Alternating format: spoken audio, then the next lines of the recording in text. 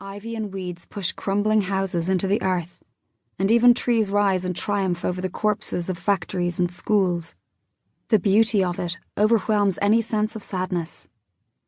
In winter, the bright green fields are all glamour in their capes of sparkling frost, and the distant hills are little more than daubs of white paint against an intense blue sky. I shouldn't be here to appreciate this, she thinks. Nessa's supposed to be dead, but she's not. She has paid her dues. No one has ever had to go twice to the Greyland. They pass through fading towns, where only the old remain, and so rare is the sight of a working bus that all conversations stop and many people wave. Do they know there's a recent survivor on board? They'd make more of a fuss if they did, and Nessa smiles at the thought of it. She smiles at everyone and everything, enjoying even the experience of potholes and roads blocked by cattle and a market at RD. Other children get on there, a group of January-born 10-year-olds heading for a survival college near Balbriggan. She decides she's not going to think about them for now. For 90% of them, the Sidhe will murder in the next few years. Nessa has survived. She's off to Dublin for the first time in her life to see Anto, the boy she loves. A 14-year-old like herself, who came back from the Greyland of the enemy with his life and a large chunk of his sanity intact. She's feeling shy already, as rusty road signs tick the miles down. Will his parents be there? Will they mind if she kisses him? Will they care about the delicate twigs she was left with in place of legs after a bout of polio as a child? They won't mind, she decides, although they might put up a fight if she tries to steal their son away to Donegal.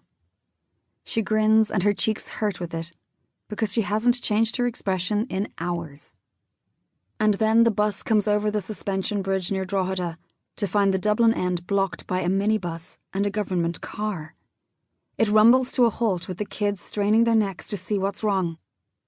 The driver, 9/10 belly, the rest grey moustache, exchanges a few words with an old policewoman before turning to the passengers.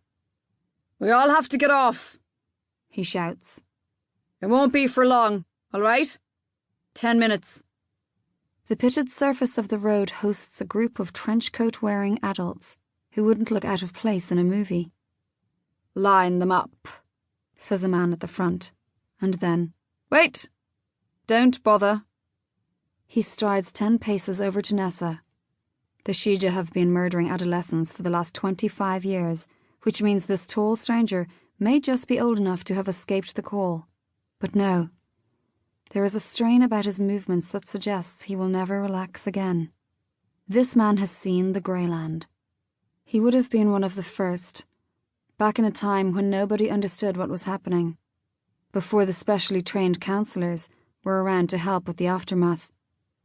This is her, isn't it? He whispers the words, as though it burns his tongue to do so. Some of the early survivors used food to cope with the trauma. Some turned to drugs, or immersed themselves in bizarre obsessions. Others faded away to nothing, but this man's muscles stretch his coat to breaking point. He's the type who's been training every day, maybe every minute, since his call. "Yes, that's her," says a young woman, and Nessa gasps when she catches sight of the beautiful and sad Melanie in the midst of the adults. The girl with a hole in her chest, one of the few students of Boyle Survival College to make it through the school's destruction. "I don't understand," says Nessa. "Mr. Detective. Detective Cassidy," the man says. "And I am the one who doesn't understand."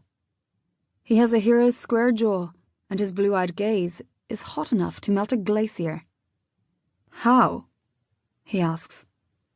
"How did the likes of you survive the Greyland?" Nessa refuses to flinch. "The same way you did, detective.